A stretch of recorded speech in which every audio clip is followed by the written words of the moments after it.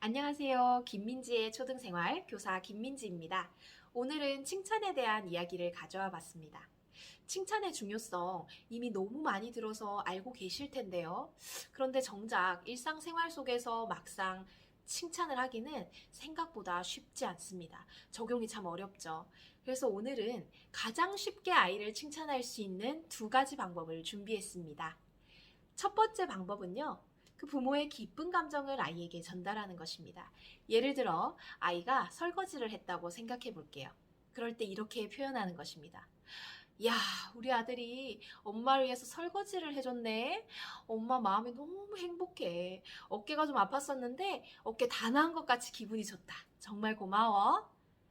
자, 방금 아이의 한 행동을 말하고요. 그 행동이 부모에게 끼친 그 좋은 영향력을 말해 주었습니다.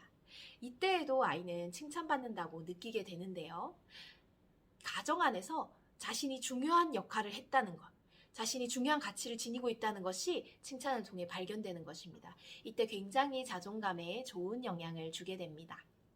두 번째 방법은요, 과정을 칭찬하는 것입니다. 예를 들어 아이가 줄넘기 연습을 하고 있다고 해볼게요. 30개를 목표로 열심히 연습을 했습니다. 그런데 아이가 20개만 성공을 했어요. 이때에도 우리는 칭찬할 수 있습니다. 어떻게요? 과정을 칭찬할 수 있거든요. 예를 들어 이렇게 말하는 것입니다. 와, 엄마는 너가 양발 모으고 집중해서 열심히 뛰는 모습을 보니까 정말 기특했어.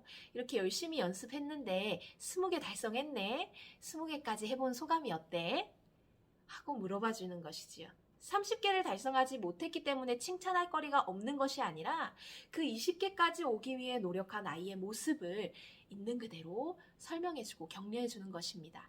자, 반대로 아이가 30개를 모두 성공시켰다고 생각해 볼게요. 그때에도 칭찬을 할 수가 있습니다. 그때 단순히 와, 잘했어. 목표 달성했네. 멋지다. 이런 단순한 칭찬이 아니라 아이의 그 노력의 과정을 칭찬하는 것이죠. 똑같이 칭찬하면 됩니다.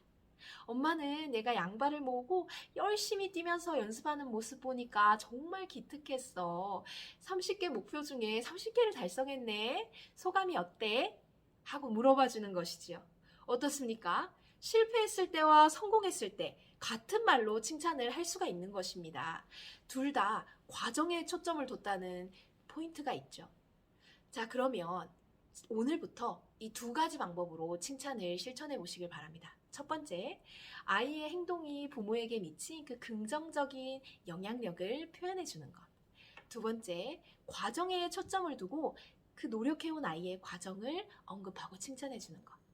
이 두 가지 방법이면요, 일상 속의 많은 부분에 대해서 하루에 정말 몇 번씩도 칭찬할 수가 있게 됩니다.